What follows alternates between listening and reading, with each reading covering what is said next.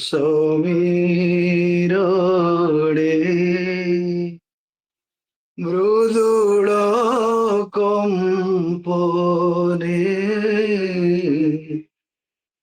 আসো ফুলে ফুলে বাসি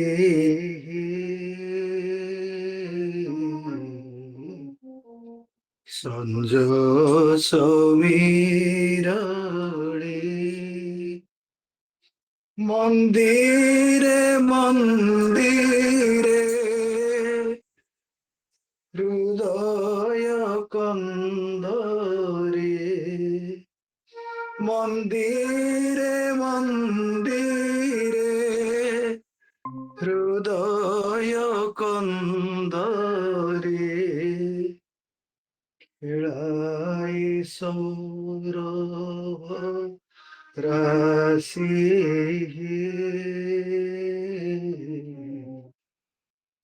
সঞ্জ সমীরণে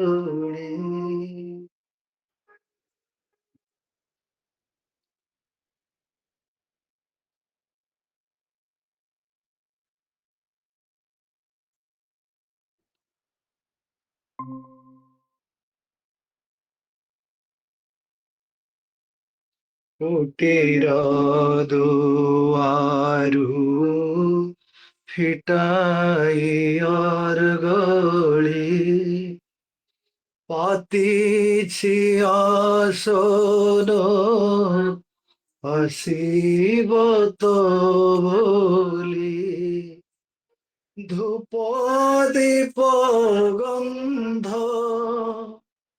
দিন নৈবেদ্য পূর্ণ কর সবু আসি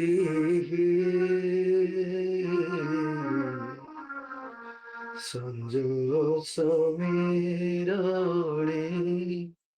মৃদুল কম্পনে আসো ফুলে ফুলে বাসি সঞ্জ সমীরণে জীবন চহড় নীরব হেলাড়ি পুরে গ্রামে ঘরে শান্তি রাজিলাড়ি সন্ধ্যা বন্দনার অনুষ্টুপ ছন্দে সন্ধ্যা বন্দনার অনুষ্টুপ ছন্দে অসংকার রে মেসি সঞ্জ সমীরণে ভকত বৎসল বলি মূত্রপত নুহে কেবে দিনে ওই নাহি ভক্ত পতিত পাবন রূপে আসো তারি পতিত পাবন রূপে আসো তারি পতিত জগত বাসি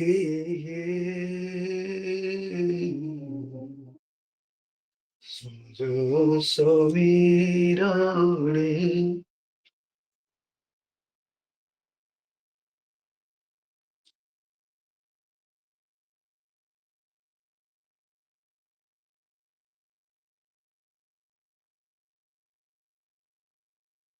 কলুষ কলঙ্ক গোটি গোটি করি নিবে দিবে আগে অনুতাপ ভরি প্রারব্ধ সঙ্গতে তব ইচ্ছা ধরি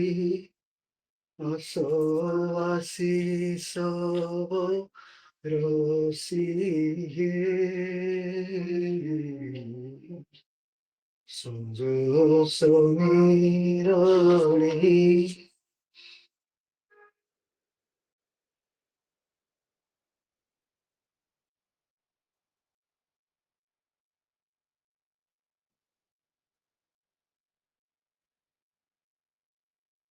জাগরণে ধ্যান স্বপনে সাধন হইয়াস মোর নিদ্রারে চেতন অন্তর বাহার সকল সমান অন্তর বাহার সকল সমান কর জ্যোতি পর কাশি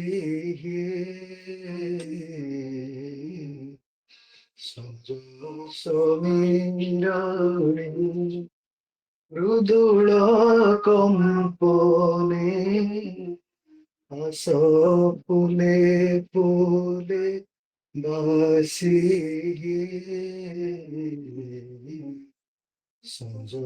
সমীরণে মন্দিরে মন্দিরে হৃদয় কন্দরে খেলাই সৌরভ রাশি সংযোগ সমীরণে মৃদুল কম্পনে আস ফুলে ফুলে বাসি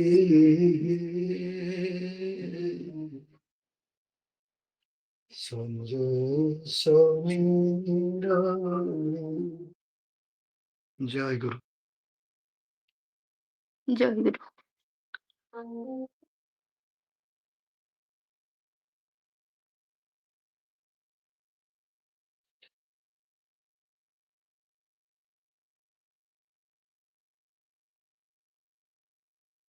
বিচিকর করুণ নিধন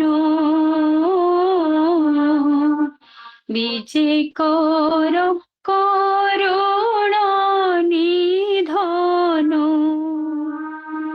কর যোড়ি দিন জন করি পদে নিবেদন কর যোড়ি দিন জন করি পদে নিবেদন বিজে কর করুণ নিধন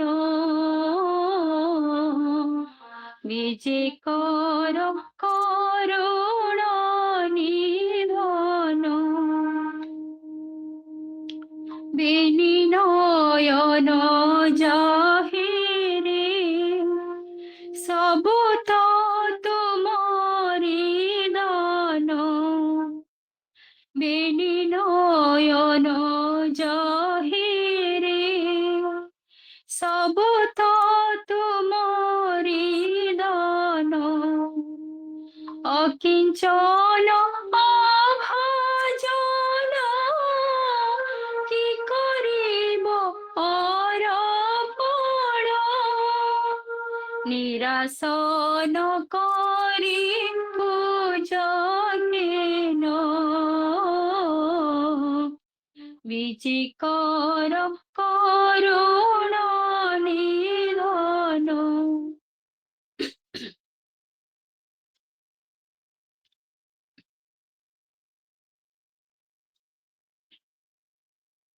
অধম জনর পূজা থাଳି অতি তুচ্ছ বলি অধম জনর পূজা থালি অতি তুচ্ছ বলি দয়াময় ঠাকুর হে চরণী নদী ওঠেলি দয়াময় ঠাকুর হে চরণী নদী ওঠেলি তুমরি তো সবু সরজন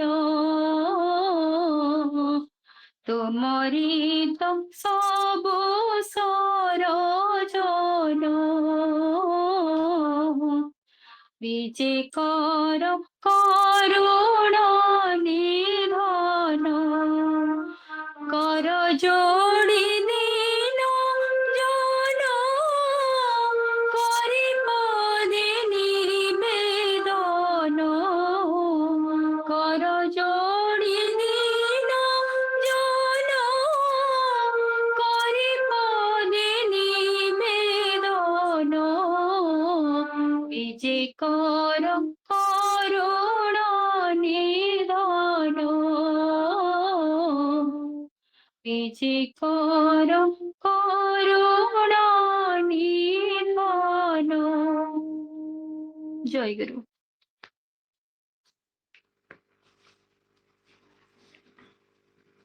ॐ ब्रह्मानन्दं परमसुखदं केवलं ज्ञानमूर्ति द्वन्द्वातीतं गगनसदृशं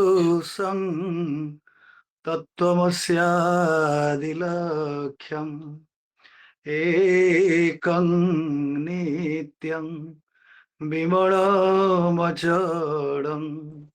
सर्वधी साक्षिभूतं भावातीतं त्रिगुणरहितं सद्गुरुं तं नमामि। ॐ चैतन्यं शाश्वतं शान्तं व्यमातीतं निरञ्जनं बिन्दुनादकलातीतं तस्मै श्रीगुरवे नमः। गुरुब्रह्मा गुरुविष्णु गुरुदेवो महेश्वरः गुरुरेव परं ब्रह्म तस्मै श्रीगुरवे नमः। अज्ञानतिमिरान्धस्य ज्ञानाञ्जनशलाकया चक्षुरुन्मिलितं येन तस्मै श्रीगुरवे नमः। ज्ञानशक्तिसमारूढं तत्त्वमालाविभूषितं भुक्तिमुक्तिप्रदातारं तस्मै श्रीगुरवे नमः। सर्वश्रुतिशिरोरत्न विराजितपदाम्बुजं वेदान्तं भुजसूर्याय तस्मै श्रीगुरवे नमः। अनेक जन्म संप्राप्त कर्मबन्ध विदाहिने आत्मज्ञान प्रदानेन तस्मै श्रीगुरवे नमः। संसार वृक्षमारूढाः पतन्ति नरकार्णवे येन द्रुतं मिदं विश्वं तस्मै श्रीगुरवे नमः। आब्रह्मस्तन्नपर्यन्तं परमात्मा स्वरूपकं स्थावरं जङ्गमं चैव प्रणमामि जगन्मयं। वन्देऽहं सच्चिदानन्दं भेदातीतं जगद्गुरुं नित्यं पूर्णं निराकारं निर्गुणं स्वात्मसंस्थितं। न गुरुरधिकं तत्त्वं न गुरुरधिकं तपः तत्त्वज्ञानात् परं नास्ति तस्मै श्रीगुरवे नमः। गुरुरादिरनादिश्च गुरुः परमदैवतं गुरुः परतरं नास्ति तस्मै श्रीगुरवे नमः। अन्नाथ श्री जगन्नाथ मद्गुरु श्री जगद्गुरु मदात्मा सर्वभूतात्मा तस्मै श्री गुरवे नमः। नित्यं शुद्धं निराभासं निराकारं निरञ्जनं नित्यं बोधं चिदानन्दं गुरु ब्रह्म नमाम्यहम्। भवपाश विनाशाय ज्ञानदृष्टि प्रदर्शिने नमः सद्गुरवे तुभ्यं भुक्ति मुक्ति प्रदायिने नराकार परं ब्रह्म रूपाय ज्ञानहारिणे आत्मज्ञान प्रदानेन तस्मै श्री गुरवे नमः। ओम पूर्णमदः पूर्णमिदं पूर्णात् पूर्णमुदच्यते पूर्णस्य पूर्णमादाय पूर्णमेवावशिष्यते। ओम शान्तिः शान्तिः हरि ओम तत्सत्। यदक्षरं परिभ्रष्टं मात्राहीनं च तद्भवेत् तत्सर्वं क्षम्यतां देव प्रसीद परमेश्वर। ध्यानमूलं गुरुमूर्तिं पूजामूलं गुरुपदं मंत्रमूलं गुरुर्वाक्यं मोक्षमूलं गुरुकृपा। तमेव माता च पिता त्वमेव त्वमेव बन्धुश्च सखा त्वमेव त्वमेव विद्या द्रविणं त्वमेव त्वमेव सर्वं मम देव देव।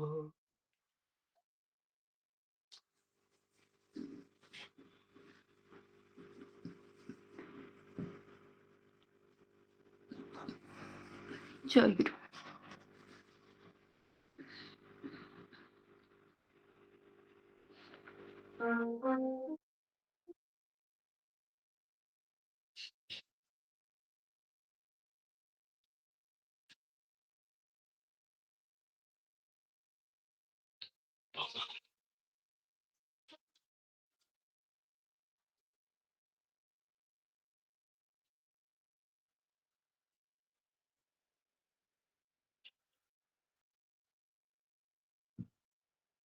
জয় গুরু।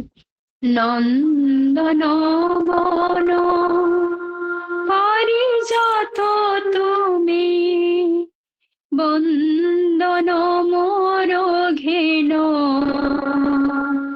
বন্দন মোর ঘেন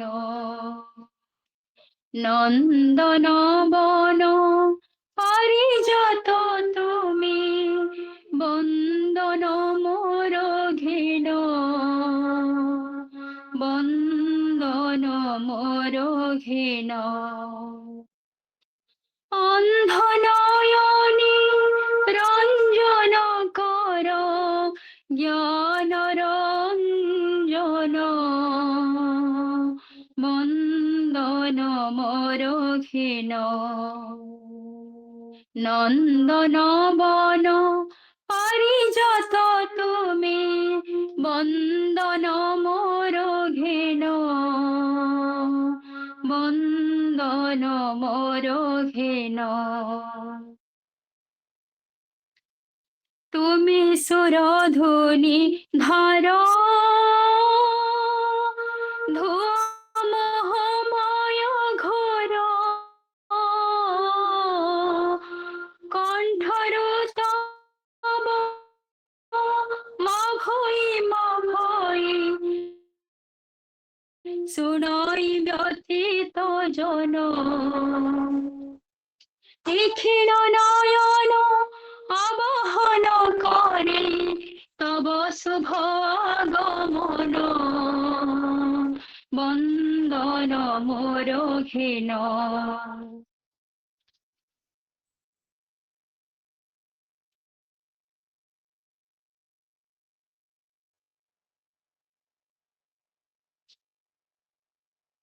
স্বপ্নর তুমি সত্য সৃষ্টির তুমি তত্ত্ব মুক্তি পিয়াসী হত সজীবনী দীপ শিখতে জীবন বিশ্ব জনতা অভয় পরিচয় গুরুগণ বন্দন মোর ঘেন।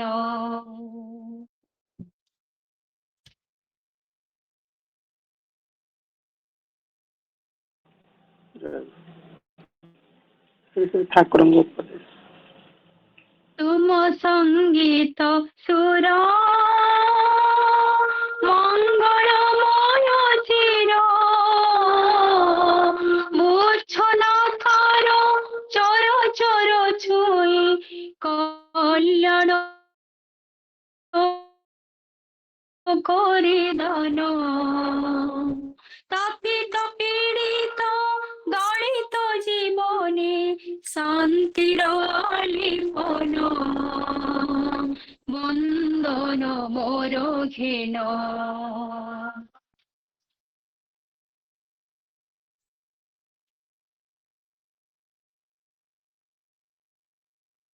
যুগ ধর্মর রক্ষী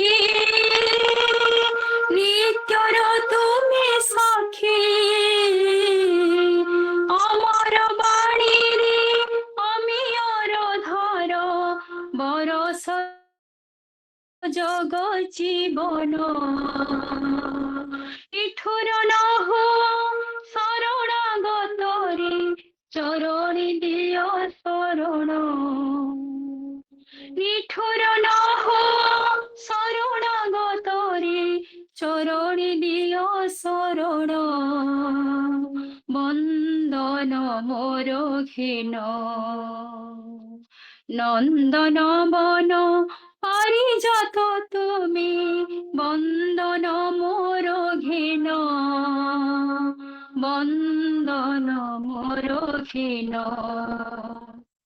অন্ধ নয়নে রঞ্জন কর জ্ঞান রঞ্জন বন্দন মোর ঘেন বন্দন মোর ঘেন বন্দন মোর ঘেন। জয় গুরু। ତପନାଇ ତପନାଇ ଜୟ ଗୁରୁ କୁହନ୍ତୁ। ପ୍ରତି ପଦ ଶେଷରେ ହଁ କଣ ଭାଇ। ରହିଯାଉଛି 1 ମିନିଟ୍ ଲେଖେ ମା? ରହିଯାଉଛି। ଘୋଷାଟା ବୋଲିଲ, ଘୋଷା ଅନ୍ତରା ଭିତରେ 1 ମିନିଟ୍ ଗ୍ୟାପ୍, ତାପରେ ପୁଣି ଅନ୍ତରାଟା ବୋଲା ହଉଛି। ତ ସମସ୍ତ ସେମିତି ବୋଲୁ ନଥିବ, କଣ ନେଟୱାର୍କ ପ୍ରୋବ୍ଲେମ ଅଛି ବୋଧେ? ଆଚ୍ଛା ମୁଁ ଆଉ ଗୋଟେ ମୋବାଇଲଟା ଜଏନ୍ କରୁଛି। ଦିଟା ହଁ ଥାଉ। ହଁ ହଁ ହଁ ହଁ ତମ ଆଇଡିଟା ଜଏନ୍ କର। ହଉ। ଶ୍ରୀ ଠାକୁରଙ୍କ ଉପଦେଶ। ଠାକୁର ଆଜି କହୁଛନ୍ତି ଅଜ୍ଞାନୀ ମାନଙ୍କ ଦ୍ୱାରା ସେବା ହୁଏ ନାହିଁ, ଫଳରେ ସେବକ ମାନେ ଜ୍ଞାନୀ ନହେଲେ ତାଙ୍କ ଦ୍ୱାରା ପ୍ରକୃତ ସେବା କାର୍ଯ୍ୟ ହୋଇପାରିବ ନାହିଁ। ସେବା କରିବା ସଙ୍ଗେ ସଙ୍ଗେ ଅପରର ମନ ମଧ୍ୟ ଜାଣିବାକୁ ହେବ, ତାହା ହେଲେ ଯାଇ ଅପରର ମନମତ କର୍ମ କରିପାରିବ। ଭଗବାନ ପ୍ରତ୍ୟେକଙ୍କର ମନ କଥା ଜାଣନ୍ତି, ତେଣୁ ପ୍ରତ୍ୟେକଙ୍କ ମନମତ ହେବା ତାଙ୍କ ପକ୍ଷରେ ସମ୍ଭବପର। ଗୁରୁ ଶିଷ୍ୟଙ୍କ ହୃଦୟର ଯୋଗସୂତ୍ର ଏହିପରି, ଏହା ସବୁଠାରୁ ବଡ଼ କଥା। ଜୀବନ୍ତ ମନୁଷ୍ୟର ପରଶ ନ ପାଇଲେ ହୃଦୟର ଏହି ମହାତ୍ମ୍ୟ ଉପଲବ୍ଧି କେହି କରିପାରିବେ ନାହିଁ। ବିବେକାନନ୍ଦଙ୍କ ନିକଟରେ ରାମକୃଷ୍ଣ ଦେବଙ୍କ ହୃଦୟର ପରିଚୟ ଥିଲା ଉତ୍ତମ ପରିଚୟ। ପରମହଂସ ଦେବ ବେଦ ବେଦାନ୍ତ ଜାଣନ୍ତି ନାହିଁ କି ନାହିଁ, ପରମହଂସ ଦେବ ବେଦ ବେଦାନ୍ତ ଜାଣନ୍ତି କି ନାହିଁ ଏକଥା ବିବେକାନନ୍ଦଙ୍କ ମନରେ ଜାଗିନଥିଲା। କାରଣ ସବୁଠାରୁ ଯେ ବଡ଼ ଜିନିଷ ଯେଉଁ ହୃଦୟ, ସେହି ହୃଦୟର ପରିଚୟ ପାଇ ରାମକୃଷ୍ଣ ଦେବଙ୍କ ସାହାଯ୍ୟରେ ବିବେକାନନ୍ଦ ଉଦ୍ଦୀପିତ ହୋଇ ଉଠିଥିଲେ। ତୁମେମାନେ ଅସଲ ଜିନିଷର ସନ୍ଧାନ ପାଇନାହ ବା ପାଇବାକୁ ଚେଷ୍ଟା କରିନାହ, ଏଥିପାଇଁ ତୁମମାନଙ୍କର ନକଲ ଜିନିଷ ପ୍ରତି ଏତେ ଲୋଭଜାତ ହେଉଛି। ଅସଲ ଜିନିଷଟା ହେଲା ତାଙ୍କୁ ଟିକେ ଭଲ ପାଇବା, ତାଙ୍କ ପାଇଁ ଟିକେ ମନଟା କାନ୍ଦି ଉଠିବ। କାନ୍ଦି ଉଠିବ ମାନେ ସବୁବେଳେ ଭୋ ଭୋଇ କାନ୍ଦୁଥିବ। କାନ୍ଦି ଉଠିବା ଅର୍ଥ ପ୍ରାଣଟା ସବୁବେଳେ ତାଙ୍କ ସହିତ ଲିଙ୍କ ହେଇକି ଥିବ। ଠାକୁରଙ୍କର ଗୋଟେ ବିଶେଷତ୍ୱ ହଉଛି ତନ୍ତ୍ର ଜ୍ଞାନ ଯୋଗ ପ୍ରେମ ଚାରିପଥର ସାଧନ ସିଦ୍ଧ। ତନ୍ତ୍ରର ପାଇବା ହଉଛି ସ୍ଥୂଳରେ ପାଇବା। ତନ୍ତ୍ର ଜିନିଷଟା ସବୁବେଳେ ସ୍ଥୂଳ କ୍ରିୟା। ଜ୍ଞାନ ହେଲା ତାଙ୍କୁ ଜାଣିବା। ଯୋଗ ଦ୍ୱାରା ସେ ଜିନିଷଟା ସୂକ୍ଷ୍ମ ସ୍ତରରେ ସେଟା ସେଇଥିରେ ପ୍ରତିଷ୍ଠିତ ହବ, ଜ୍ଞାନରେ ଜାଣିକରି ଯୋଗରେ ସେଇଥିରେ ପ୍ରତିଷ୍ଠିତ ହବ, ଆଉ ପ୍ରେମ ଦ୍ୱାରା ତାଙ୍କୁ ପାଇବ। ତେଣୁ ଠାକୁରଙ୍କର ବୈଶିଷ୍ଟ୍ୟ ହେଲା ଇଏ ଚାରିପଥକୁ ମିଶେଇକିରି ସେ ଏମିତି ଗୋଟେ ସାଧନ ସମୁଦ୍ର ମନ୍ଥନ କରି ଏମିତି ଗୋଟେ ଅମୃତ ଭାଣ୍ଡ ଆମକୁ ଦେଇଛନ୍ତି, ଯାହା ଦ୍ୱାରା ଜ୍ଞାନ ଦ୍ୱାରା ତାଙ୍କୁ ଜାଣି ଯୋଗ କର୍ମସୁ କୌଶଳମ, ଠାକୁର କହୁଛନ୍ତି ଯୋଗ ହଉଛି କର୍ମର କୌଶଳ। ଅର୍ଥାତ୍ ଯୋଗ ଅର୍ଥ ନୁହେଁ ତମେ ସବୁବେଳେ ବସିକି ମାନେ ପଦ୍ମାସନରେ ବସିକି ତାଙ୍କ ସହିତ ଆଖି ବନ୍ଦ କରି ସବୁବେଳେ ଚାହିଁଥାଅ। ଯୋଗ ଅର୍ଥ ହେଲା ତାଙ୍କ ସହିତ ମିଶିବା, ନିରନ୍ତର ନିତ୍ୟ ପ୍ରତ୍ୟୟ ପ୍ରତି ପ୍ରତି ଗୋଟେ ସେକେଣ୍ଡ ବି ତମେ ତାଙ୍କ ଠାରୁ ବିଚ୍ୟୁତ ହଉନାହଁ, ତାହେଲେ ତାହା ହଉଛି ଯୋଗ। କଣ ନା ତମେ ଖାଉଛ, ଗୁରୁଜେ ମୋହର ଜୀବନ ଯନ୍ତ୍ରୀ, ଜୀବନ ତାଙ୍କ ଯନ୍ତ୍ର, ମନ୍ତ୍ର ମୋହର ଜୟ ଗୁରୁ ନାମ, ସାଧନା ମୋହର ତନ୍ତ୍ର, ପ୍ରତି ଅଙ୍ଗ ଭଙ୍ଗୀ ମୁଦ୍ରା ବିରଚନ, যে ভাবে মু বসে ସେହି তো আসন, প্রতি অঙ্গ ভঙ্গি মুদ্রা বিরচন, যে ভাবে মু বসে ସେହି তো আসন।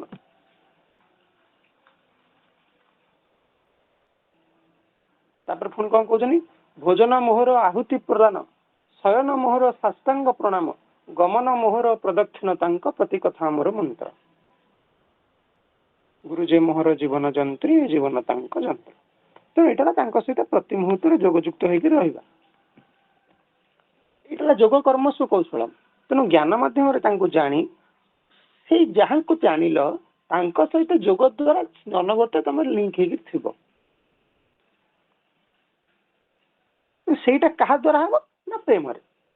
ତାଙ୍କୁ ଟିକେ ନ ଭଲ ପାଇଲେ, ଯାହା ପାଖରେ ଯାହାକୁ ନ ଭଲ ପାଇବ ତା ପାଖରେ ବସିବାକୁ ଉଠିବାକୁ ଇଚ୍ଛା, 2 ମିନିଟ୍ ବସିଲେ ଲୋକଟା ଭଲ ନାହିଁ ମୁଁ ଉଠିକି ଯାଉଛି। ଆଜିକାଲି ମାନେ ଆମ ଭିତରେ କଣ ପାଇଁ ସେ ଉନ୍ନତି ହେଇପାରୁନି, ଏଇ ଭଲ ପାଇବା ଟିକେ କାହାକୁ ଟିକେ ଭଲ ପାଇ ପାରୁନ, କାହାକୁ ସିନା ଟିକେ ଭଲ ପାଇଲେ ତା ସହିତ ମିଶିକି ଠାକୁରଙ୍କ କର୍ମଟା କରି ହୁଅନ୍ତା। ଆମେ ତ କାହାକୁ ଭଲ ପାଇ ପାରିଲୁ ନା, ଠାକୁରଙ୍କ କାମଟା କରିବୁ କଣ? ତେଣୁ ଯୋଗ ଦ୍ୱାରା ତାଙ୍କ ସହିତ ଯୋଗଯୁକ୍ତ ହବା ପାଇଁ ପ୍ରେମଟା ଦରକାର।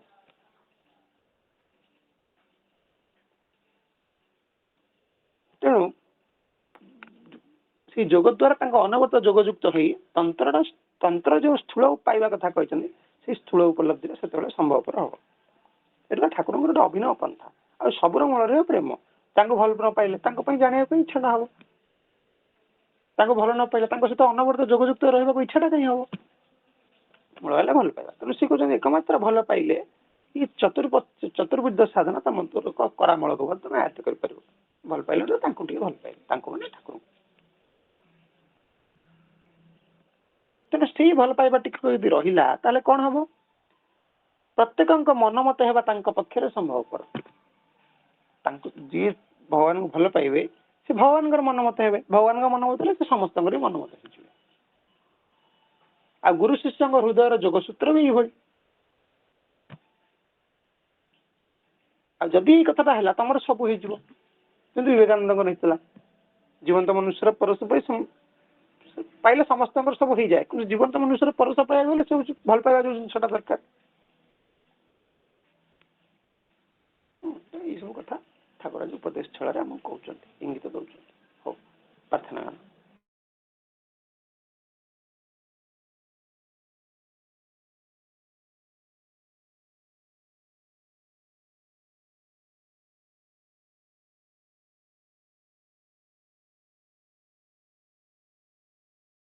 ତମେ ପ୍ରାର୍ଥନା ବୋଲ। ଜୟ ଗୁରୁ। ଟିକେ ଶୁଣ, ଏଥରକ ଶୁଭୁଛି ତ କ୍ଲିୟର? ହଁ, କ୍ଲିୟର ଶୁଣାଉଛି। ସେଥିରେ କଣ କ୍ଲିୟର ଶୁଣାଉନଥିଲା କି? ବୋଲିଲା ବେଳକୁ ତ ଏମିତି ହଉଥିଲା, ବୋଲିଲେ ଜଣା ପଡିବ। ହଉ, ମତେ ଟିକେ କହିଥିଲେ ଆମେ ଟିକେ ବ୍ରେକ୍ ହେଇଯାଇଥାନ୍ତେ। ହଁ ହଁ ହଁ, ହଉ ଯାହା ହେଲା। ହଉ, ଜୟ ଗୁରୁ।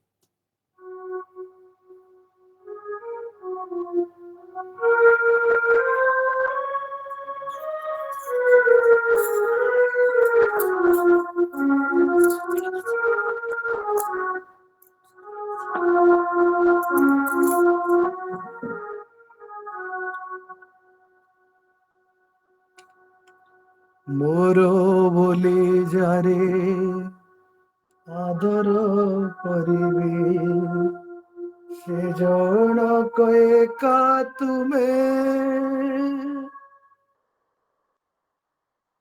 ଦିନ ରାତି ଯେଉଁ ଗୀତ ମୁଁ ଗାଇବି, दिन राति जेऊ गीत मु गाइबी सुर तार एका तुमे प्रभु सुर तार एका तुमे मोर बोली जारे आदर करीबी से जड़क एका तुमे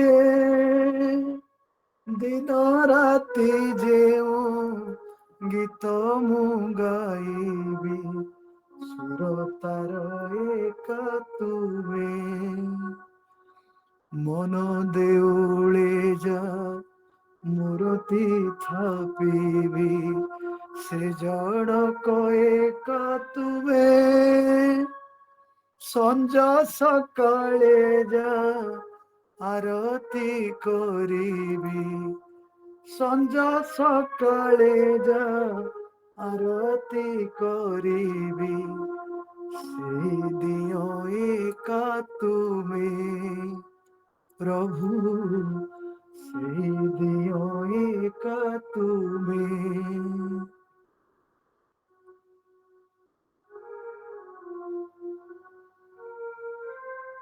हाँ एथर ठीक है।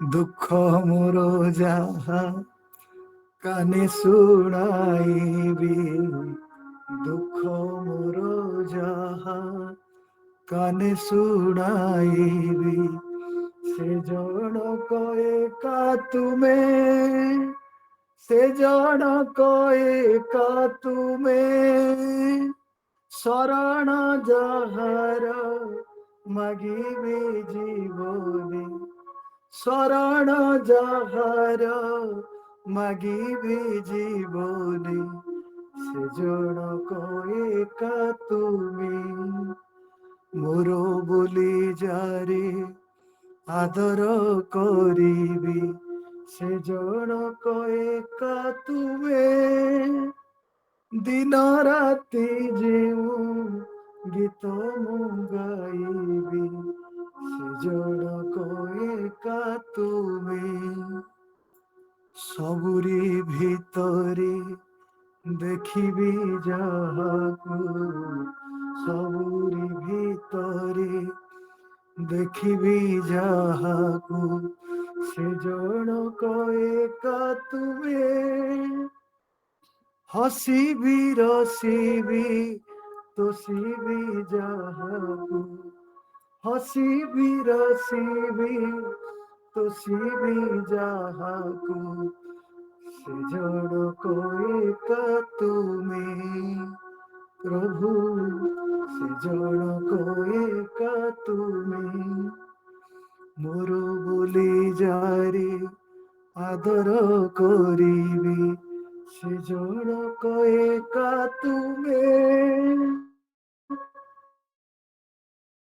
दिन राति जेऊ गीत मु गाइबी दिन राति जेऊ गीत मु गाइबी सुर तार एका तुमे प्रभु सुर तार एका तुमे प्रभु सुर तार एका तुमे जय गुरु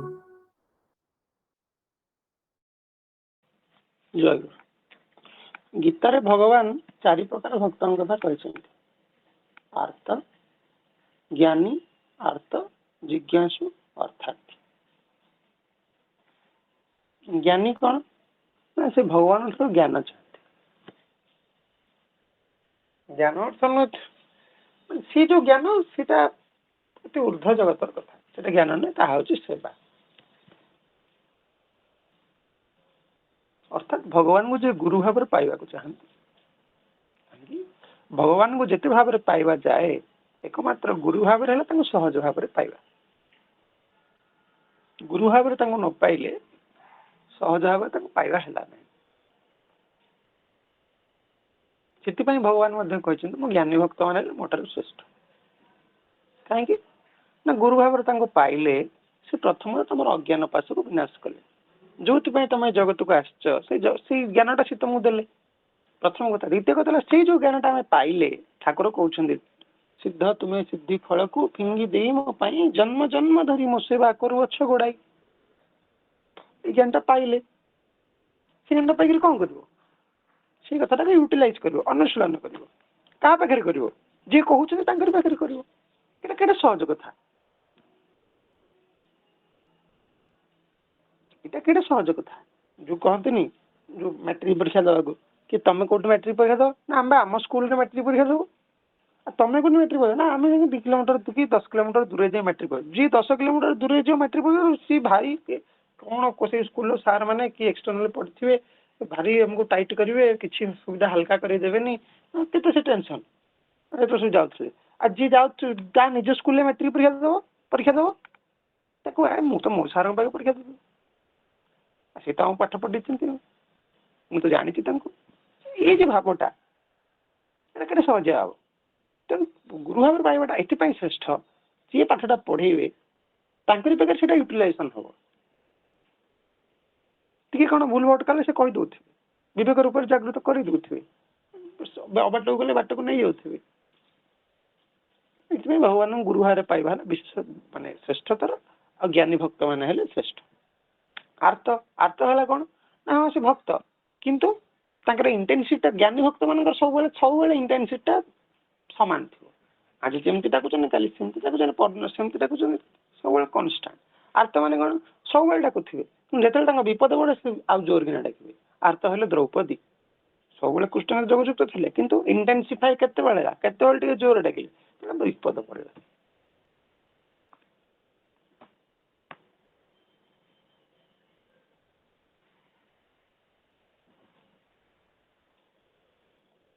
ତେଣୁ ଏଇଟା ହେଲା କଣ ଆର୍ତ। ମୃଗୁଣୀ ଘୋର ବନେଇ ମୃଗୁଣୀ ଆତଙ୍କ କାଳି ନାସିଲ ତା ବିପଦ ଜଳତେ ଜଳ। ଇଏ ହେଲେ ଆର୍ତ। ତାପରେ ଜିଜ୍ଞାସୁ ହେଲେ କିଏ? ଉଦ୍ଧବ ଅର୍ଜୁନ ନହେଲେ ଜିଜ୍ଞାସୁ। ଜିଜ୍ଞାସୁ ଜ୍ଞାନୀଙ୍କ ଭିତରେ କିଛି ଫରକ ଅଛି।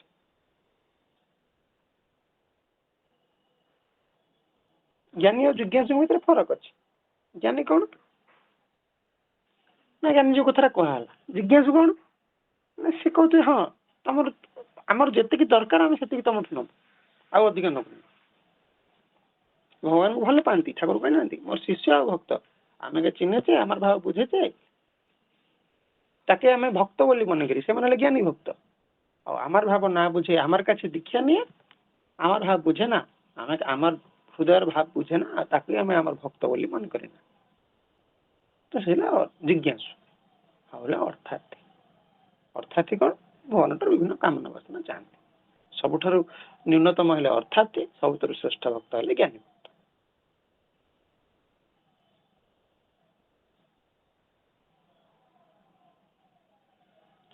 ତେଣୁ ସେଇ ଏଇ ଯୋଉ କଥାଟା କହୁଛନ୍ତି ଧୀରେ ଧୀରେ କେମିତି ସେ ଭକ୍ତିଟା ଲାଭ ହବ, ଯୋଉ ଆଜି ସେ ଭଲ ପାଇବାର କଥା କହୁଥିଲେ ସେଇ ବିଷୟରେ ସେ ଆଜି କହୁଛନ୍ତି। ଦୁର୍ବଳ ମାନବ ମାନଙ୍କ ନିମିତ୍ତ ଭକ୍ତି ପଥ ଏକମାତ୍ର ଉପାୟ। ଯୋଉ ଭକ୍ତ ମାନଙ୍କ କଥା କହିଲେ, ଭକ୍ତ ମାନେ କେମିତି ସେଇ ଭକ୍ତିଟା ଲାଭ କରିବା ସେଇ ପଥରେ ଯିବେ ସେଇ ବିଷୟରେ ସେ ଆଜି କହୁଛନ୍ତି। ଦୁର୍ବଳ ମାନବ ମାନଙ୍କ ନିମିତ୍ତ ଭକ୍ତି ପଥ ଏକମାତ୍ର ଉପାୟ। ଭକ୍ତି ରହସ୍ୟ ନ ଜାଣିଲେ ଭକ୍ତିର ମାହାତ୍ମ୍ୟ ଉପଲବ୍ଧି ହେବ ନାହିଁ। ସାଧନ ମାର୍ଗରେ ସାଧକଙ୍କର ସୁବିଧା ଅନୁଯାୟୀ ସମସ୍ତ ପଥକୁ 3 ଭାଗରେ ବିଭକ୍ତ କରାଯାଇଅଛି। ପ୍ରଥମ ଭାଗର ନାମ ପ୍ରବର୍ତ୍ତକ ଅବସ୍ଥା, ଦ୍ୱିତୀୟ ଭାଗରେ ନାମ ସାଧକ ଅବସ୍ଥା, ତୃତୀୟ ଭାଗର ନାମ ହେଉଛି ସିଦ୍ଧା ଅବସ୍ଥା। ନାମ ପ୍ରବର୍ତ୍ତକ ଅବସ୍ଥା କଣ ନା ସିଏ ନାମ ଭଜନ କରିବେ, ସ୍ୱମୋଟ ଭାବରେ କରୁଥିବେ। ନାମଟା ଯେମିତି ସଂଘକୁ ଜଣେ ଆସିଲା, ତାପରେ ତମେ ଠାକୁରଙ୍କ ଟିକେ ଆକୃଷ୍ଟ ହେଲା କିନ୍ତୁ ସେ କିଛି ନିୟମ ପାଳନ କରୁନାହିଁ। ପ୍ରଥମେ ସେ ତାର ନିଜକୁ ଇଣ୍ଡ୍ୟୁସ୍ କରିବ, ହଁ ମୁଁ ଆଜି ଟିକେ ସକାଳୁ ଉଠିବାକୁ ଟିକେ ଚେଷ୍ଟା କରିବି, ହଁ ମୁଁ ଆଜି ଏଇ କଥାଟା କରିବାକୁ ଚେଷ୍ଟା କରିବି, ଏଇ କଥାଟା କରିବାକୁ କରିବି। ତେଣୁ ଏଇ ଯୋଉ କଥାଟା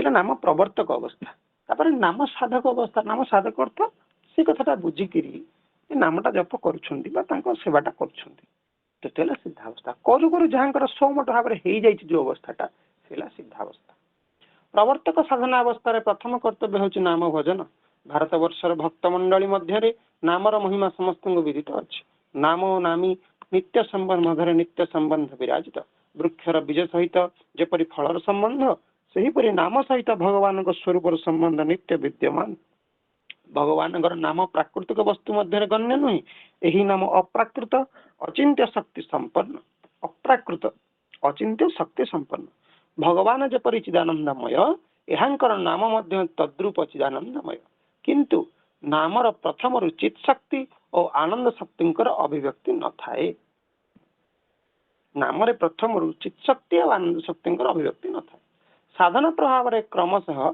चित और आनंदर अभिव्यक्ति होता है यह नाम यहाँ मान चित शक्ति और आनंद शक्ति ए माने नाम अव्यक्त भाव में विराजित अच्छा नाम अनंत शक्तिर भंडार नामर महिमा अनंत नाम दातार शक्ति नाम सहित जोग हेबारु नाम निज शक्ति खूब शीघ्र आवरण मुक्त हो जाए एपरि नहले नाम नामाभ्यास रे परिणत होता है एपरि नहले नाम नामाभ्यास रे परिणत होता है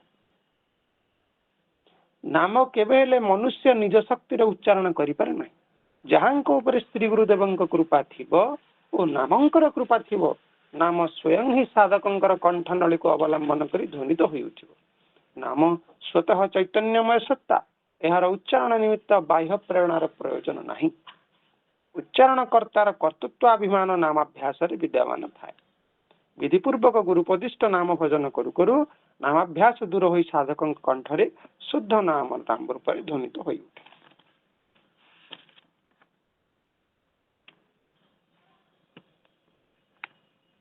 भक्त भक्ति स्वाधीन शक्तिर गोटे विशेष वृत्ति शिखले भक्ति जाता हो नाम कले भक्ति जाता हो भक्ति विषय कहते कौन ना भक्ति हूँ स्वाधीन शक्तिर गोटे विशेष वृत्ति यही शक्ति महाभाव स्वरूपा अतएव शुद्धा भक्ति स्वरूपतः महाभाव अंश तेणु भावरूपा भक्ति परिशेष महाभाव परिणत हुए अतएव कृत्रिम साधन भक्तिर प्रयोजनीयता स्वीकार कले मध्य कृत्रिम भक्ति मूल जीवर देहात्मबोध विशेष भाव में विराजित थाए भक्ति जीवर स्वभाव सिद्ध धर्म नुहे यह स्वरूप शक्तिर विकास तथा भगवत स्वरूप सहित संश्लिष्ट अटे जीव किंतु कर्म करुवा बेले भाव सहित जोग न था कारण कर्म भावमय नुहे कर्म करुवा बेले भाव जगत भावर अनुप्रवेश कराइबा आवश्यक भाव जगत रे प्रेरणा बल रे भावर उदय होता है आमर यही माइक शरीर भाव ग्रहणर उपयोगी नुहे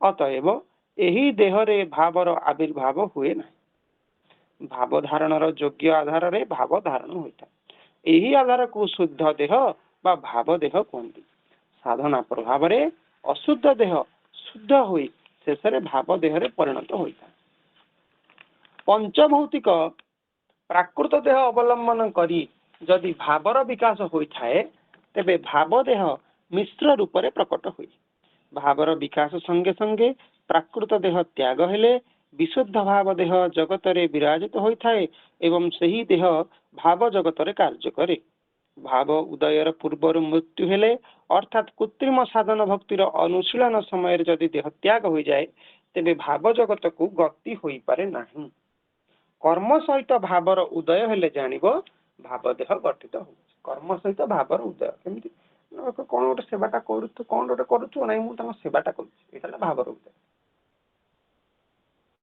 माने भावर्थ माने से जो अव्यक्त अवस्थाटा धरकर आमर गोटे मंदिर जने पूजा कर मूर्ति पूजा कर जो आमर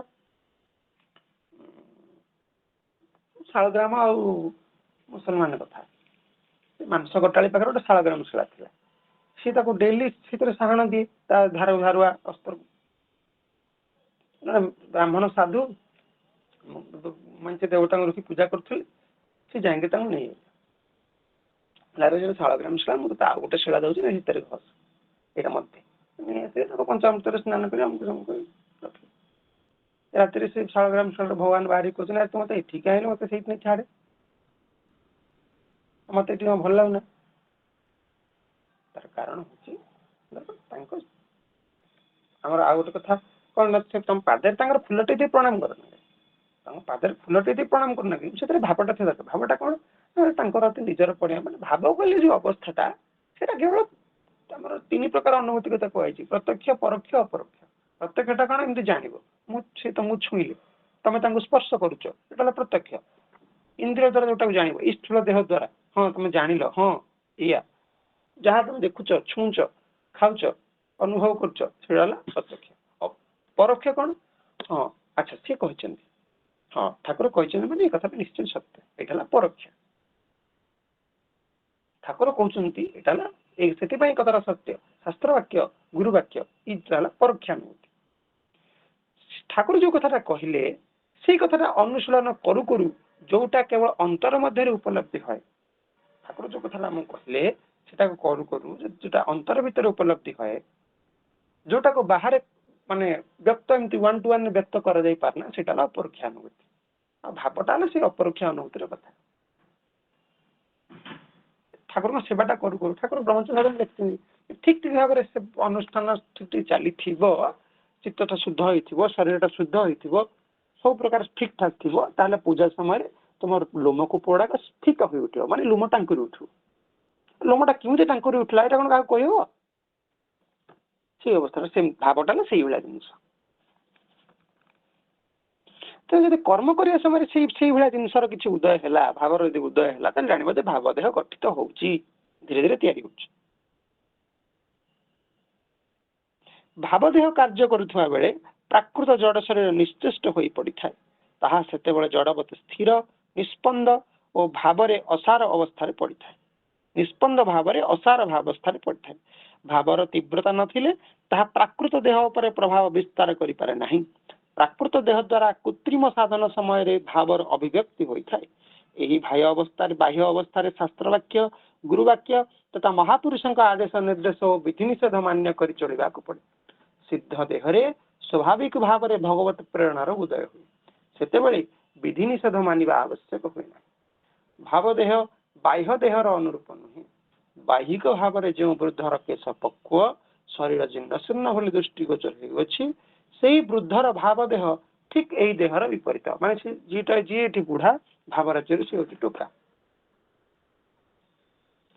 ସେଇ ସାଧକର ଭାବ ଦେହ ଉଜ୍ଜ୍ୱଳ ଜ୍ୟୋତିର୍ମୟ କିଶୋର ବୟସ ସର୍ବାଙ୍ଗ ସୁନ୍ଦର ମାଧୁର୍ଯ୍ୟ ଭାବରେ ଅନ୍ତରରେ ବିରାଜିତ ଥାଏ।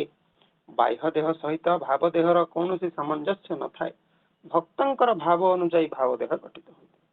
ଯଦି କେହି ମାତୃଭାବର ସାଧକ ଥାନ୍ତି ତେବେ ସେମାନେ ସ୍ପଷ୍ଟ ଅନୁଭବ କରିବେ ଯେ ସେମାନଙ୍କର ଭାବ ଦେହ ଗୋଟିଏ ସୁନ୍ଦର ଶିଶୁ ସଦୃଶ।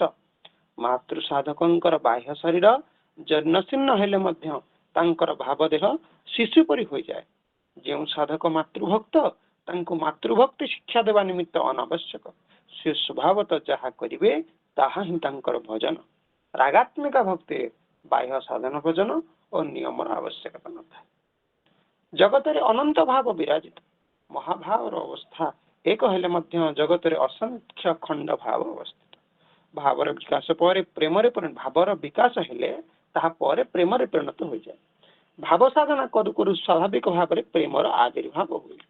ପ୍ରେମର ଉଦୟ ନ ହେବା ପର୍ଯ୍ୟନ୍ତ ବିଷୟ ତତ୍ଵର ଆବିର୍ଭାବ ହୁଏ ନାହିଁ। ଭାବ ପରି ଭଗବତ ସ୍ୱରୂପ ମଧ୍ୟ ଅନନ୍ତ ପ୍ରକାର।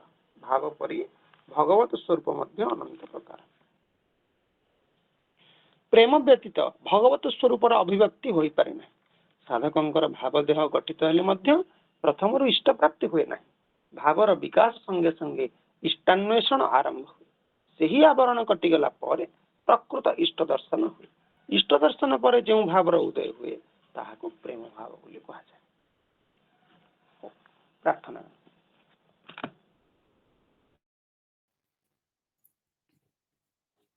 ଜୟ ଗୁରୁ।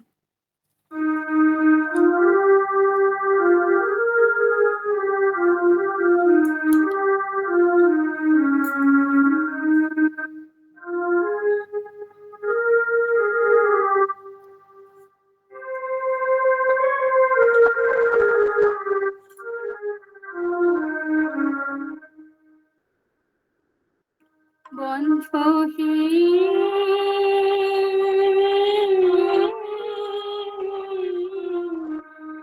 ଆଉ ତ ଛାଡ଼ିବେ ନାହିଁ ବନ୍ଧୁ হে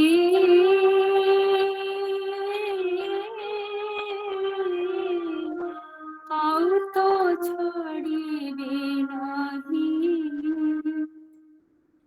বুকু চিরে তুমি বসিব পাইকে বুকু চিরে তুমি বসিব পাইকে আসন রচিবে মুহি বন্ধু হে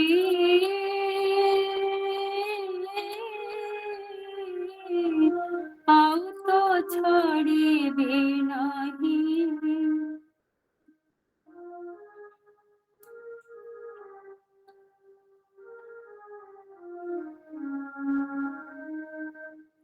শ্রী মুখ তব নেত্র দেখুথিব আনি মোর আশা নাহি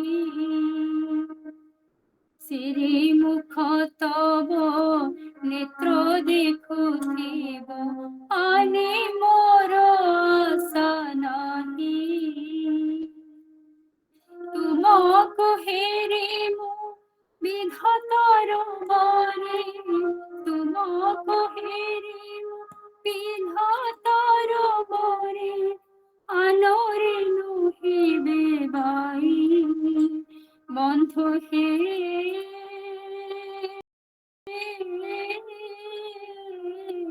ଆଉ ତ ଛାଡ଼ିବେ ନାହିଁ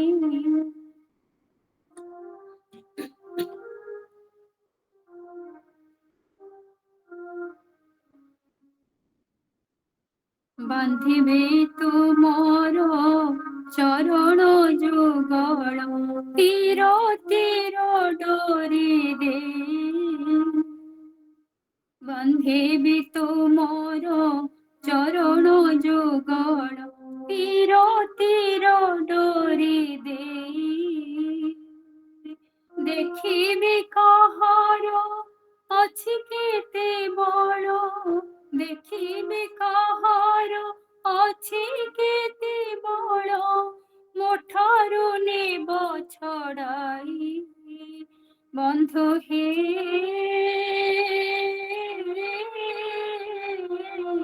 ଆଉ ତ ଛାଡ଼ିବେ ନାହିଁ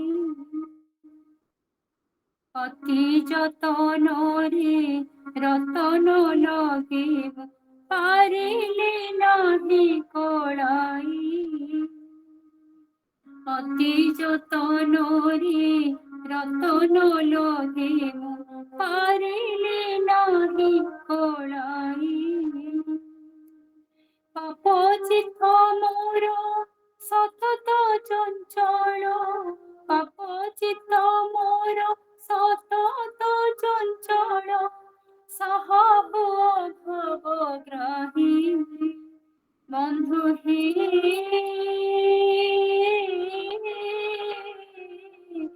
ଆଉ ତ ଛାଡ଼ିବେ ନାହିଁ বুকু চিরি তুমি বসিব পাইকে বুকু চিরি তুমি বসিব পাইকে আসন রচিবে মোহি বন্ধু হে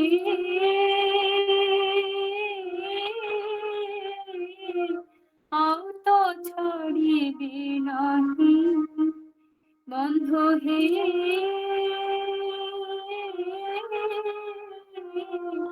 ଆଉ ତ ଛାଡ଼ିବେ ନାହିଁ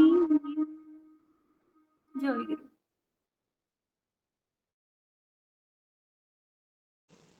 ଜୟ।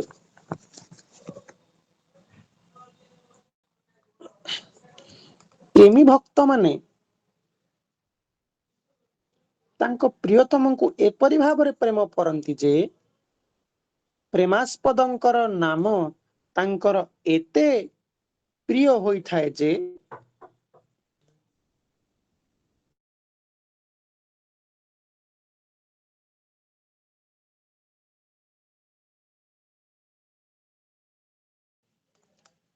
ତାଙ୍କ ପ୍ରିୟତମଙ୍କ ନାମ ତାଙ୍କୁ ଏତେ ପ୍ରିୟ ହୋଇଥାଏ ଯେ ସେ ସ୍ୱୟଂ ତ ତାଙ୍କର ନାମ କେବେ ଭୁଲନ୍ତି ନାହିଁ। ଯିଏ ତାଙ୍କୁ ଭଲ ପାଆନ୍ତି ସେ ତାଙ୍କ ନାମଟା ସବୁବେଳେ ତାଙ୍କ ଭିତରେ ଚାଲିଥିବ, କେବେ ଭୁଲନ୍ତି ନାହିଁ।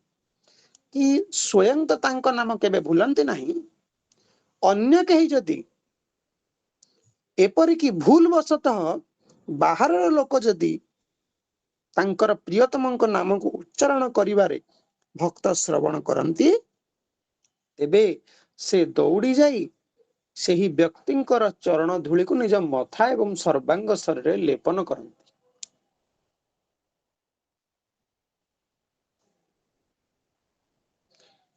ପ୍ରିୟତମଙ୍କର ନାମ ଗୁଣଗାନ କରିବା ବ୍ୟକ୍ତି, ପ୍ରିୟତମଙ୍କର ନାମ ଜପ କରିବା ବ୍ୟକ୍ତି, ପ୍ରିୟତମଙ୍କୁ ପ୍ରେମ କରୁଥିବା ବ୍ୟକ୍ତି ଏବଂ ପ୍ରିୟତମଙ୍କର ଆଦରର ପାତ୍ର,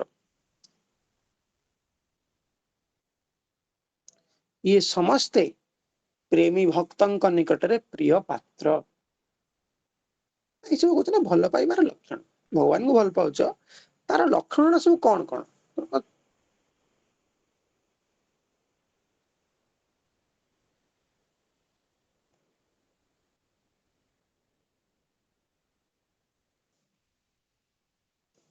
ଗୋପୀମାନେ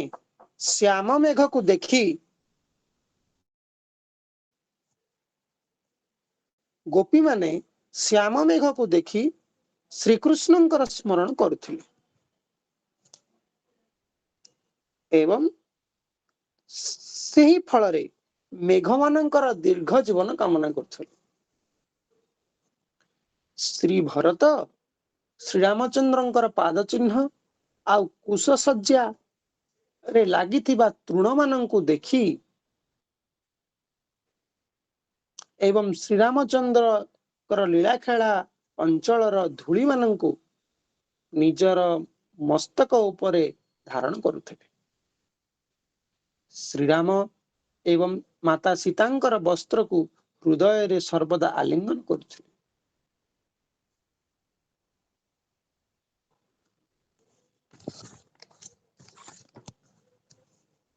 ଭଗବାନ ଶ୍ରୀକୃଷ୍ଣଙ୍କ ସନ୍ଦେଶ ନେଇ ଯେତେବେଳେ ଉଦ୍ଧବ ମହାରାଜ ବ୍ରଜଭୂମିକୁ ଆଗମନ କରିଥିଲେ, ସେତେବେଳେ ଶ୍ରୀକୃଷ୍ଣଙ୍କ ରୂପରେ ଦେଖି ସେମାନେ ଉଦ୍ଧବଙ୍କୁ ଗୋପୀମାନେ ଘେରିଗଲେ। ଆମର ଉଦ୍ଧବ ଯେମିତି କୃଷ୍ଣ ସେମିତି। ଉଦ୍ଧବଙ୍କୁ ଦେଖି କୃଷ୍ଣ ଗୋପୀମାନେ ଭାବିଲେ ଏଇ କୃଷ୍ଣଙ୍କ ଭଳିଆ ଦେଖିବାକୁ, ମାନେ ନିଶ୍ଚିନ୍ତ ଉଦ୍ଧବ କୃଷ୍ଣ ପୁରା ଏକା ଭଳିଆ ଦେଖିବାକୁ, କେବଳ ଇଏ କଳା ସେ ଟିକେ ଗୋରା, ହାଇଟ୍ ୱେଟ୍ ସବୁ ସମାନ। ତେଣୁ ତାଙ୍କୁ ଘେରିଗଲେ ଏବଂ ସେମାନେ ତାଙ୍କୁ ଦେଖି ବୁଝିଗଲେ ନିଶ୍ଚିନ୍ତ ରୂପେ ଉଦ୍ଧବ ଭଗବାନ ଶ୍ରୀକୃଷ୍ଣଙ୍କର ସନ୍ଦେଶ ନେଇ ଆସିଛନ୍ତି। ତାପରେ ଗୋପୀ ମାନଙ୍କର ସୁଖର ଅବଧି ରହିଲାନି। ତାପରେ ସେମାନେ ଲଜ୍ଜାପୂର୍ଣ୍ଣ ଅବନତ ଦୃଷ୍ଟିରେ, ପ୍ରେମପୂର୍ଣ୍ଣ ନୟନରେ ଆଉ ମଧୁର ବଚନ ଦ୍ୱାରା ଉଦ୍ଧବଙ୍କର ସତ୍କାର କରିଥିଲେ। ଯେପର୍ଯ୍ୟନ୍ତ ଭଗବାନ ଆମର ପରମ ପ୍ରେମାସ୍ପଦ ହୋଇନାହାନ୍ତି, ପରମ ପ୍ରେମାସ୍ପଦ ଏଇ କଥା ଗୁଡା ହେଲେ ପରମ ପ୍ରେମାସ୍ପଦ ହେବେ, ଯେପର୍ଯ୍ୟନ୍ତ ସେ କଥା ସେ ହୋଇନାହାନ୍ତି, ସେ ପର୍ଯ୍ୟନ୍ତ ତାଙ୍କର ସ୍ମରଣ ଚିନ୍ତନର ଅଭ୍ୟାସ କରିବା ଦରକାର।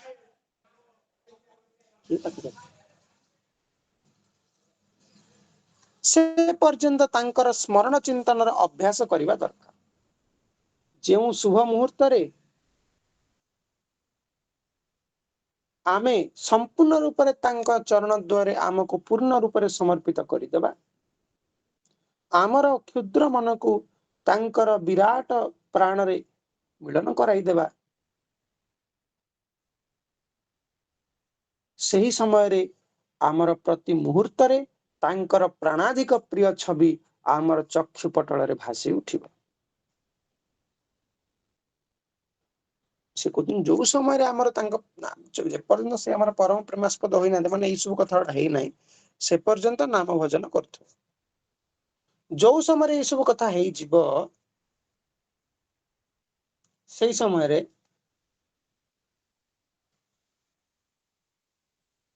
ତମର କଣ ହବ ନା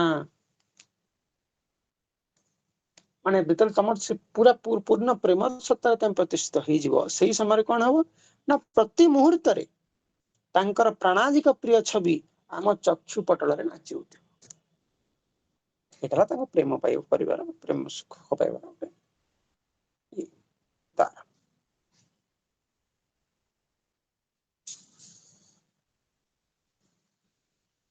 ହଉ, ଏତିକି ଶାସ୍ତ୍ର ପାଠ ଥାଉ।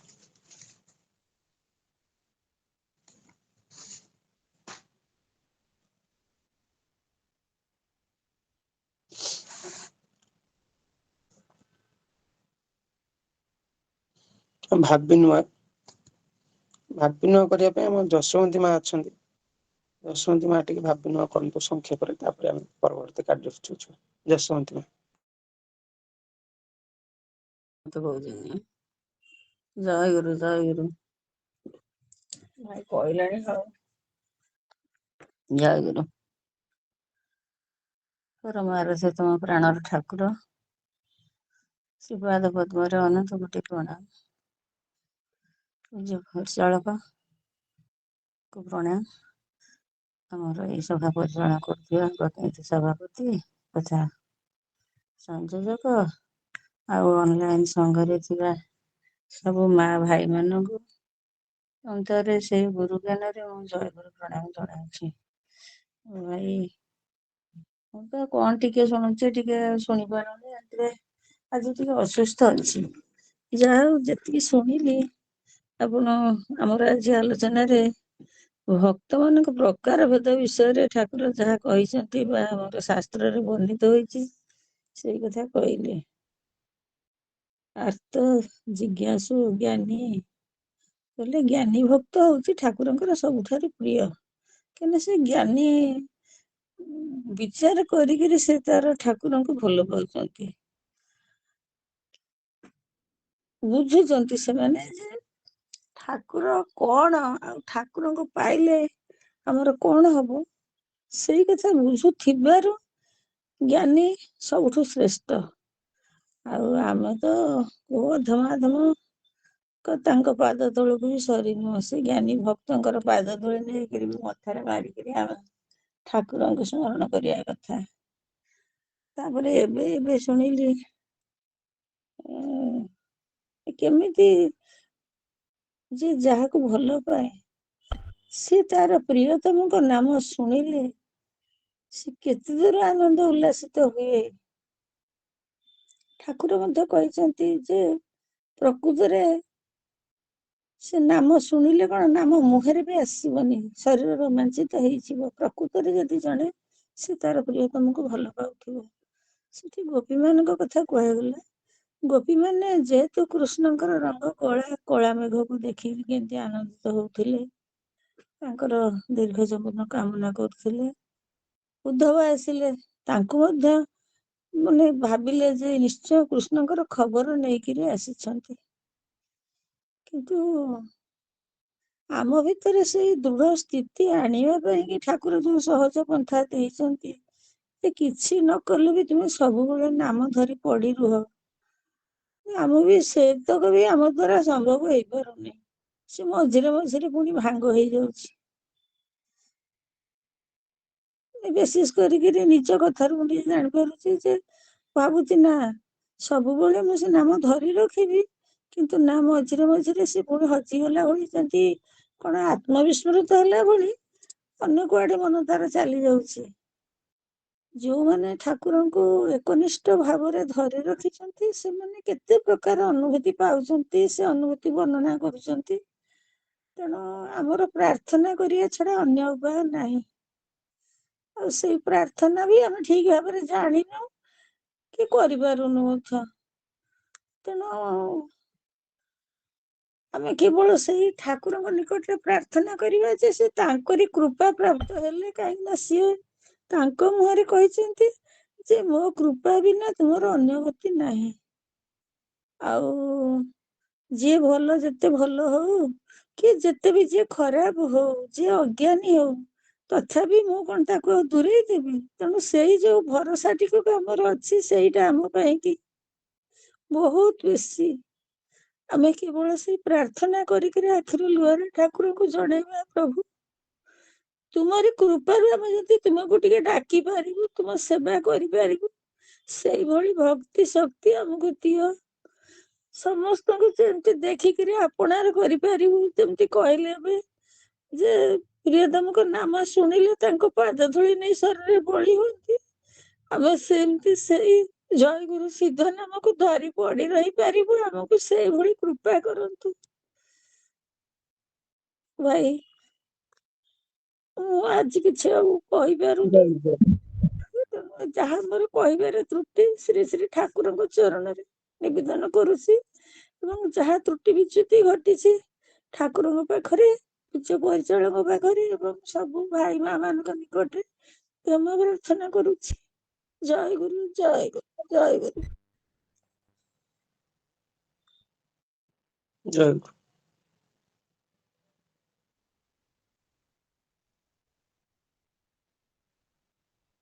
ହଉ, ତମ ନେଇ ଶେଷ ଗାନ। ଜୟ ଗୁରୁ।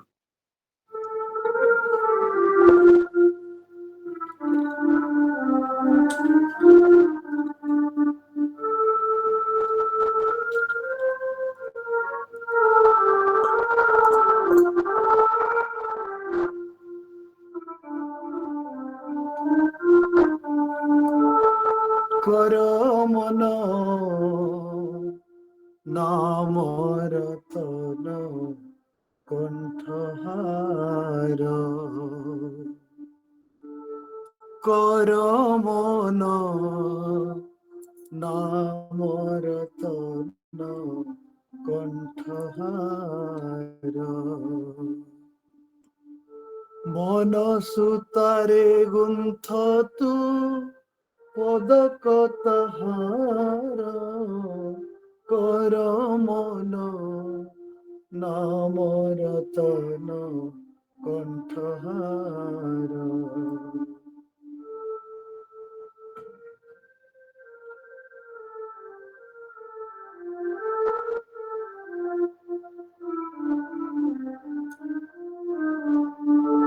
ধরে গুরু নাম গোটি সুতা মূলে কর গণ্ঠি, ধরে গুরু নাম গোটি সুতা মূলে কর গণ্ঠি, বুকুরে দোলাই নাচ নাচ নিরন্তর, কর মন নামর তন কণ্ঠহার।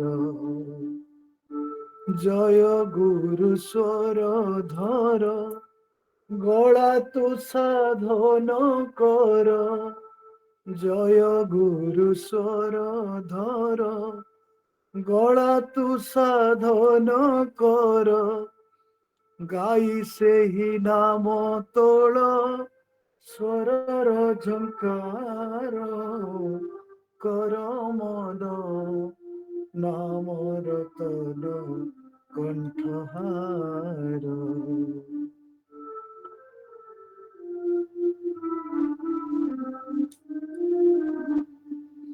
শুনি তোর মধু কণ্ঠ দুঃখ কাটিবরে বাট, শুনি তোর মধু কণ্ঠ দুঃখ কাটিবরে বাট, দূରରେ লুচিবে কাহি মোহ মায়া ঘোর, কর মন নামর তন কণ্ঠহার। গড়ি যায় পরাধীন কর মন গণ্ঠি ধন, গড়ি যায় পরাধীন কর মন গণ্ঠি ধন, গুরু নাম রত্ন সঞ্চি পুরা মার, কর মন নাম রতন কণ্ঠহার।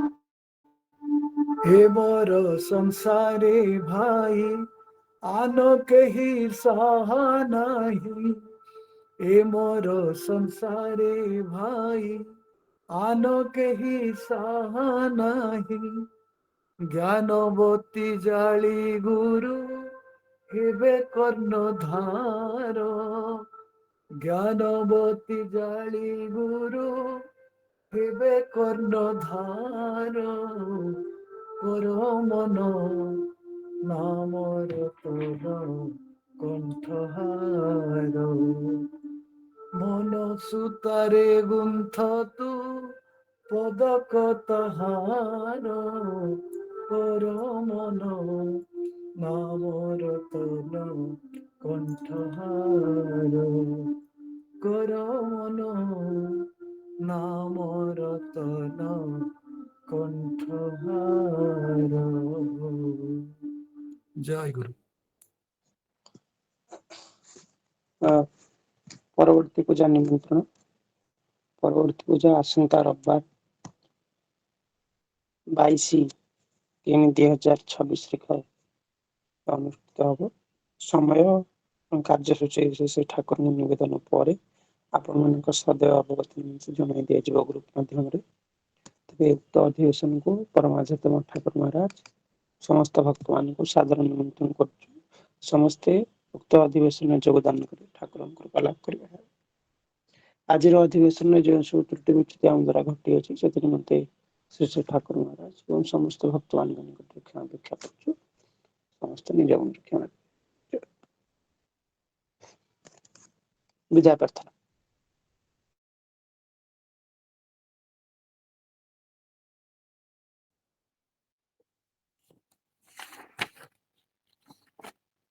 ଦେବର ଦୁର୍ଲଭଟା ଖୋଲି ଦିଅ। ଦେବର ଦୁର୍ଲଭଟା ଛୋଟ বলদেবা। ହଉ।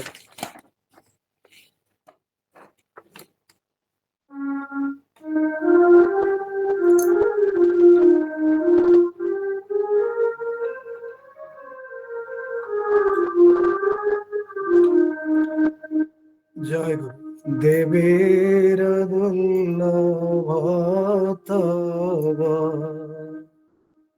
চরণ যুগল, দেবের দুর্লভ তব চরণ যুগল,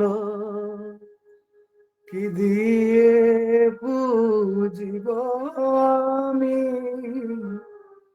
কি আছে সম্বল, কি দিয়ে পুজিব আমি, কি আছে সম্বল, এই দেহ ধন জন তোমারি সকল, গ্রহণ করিয়া কর জীবন সফল,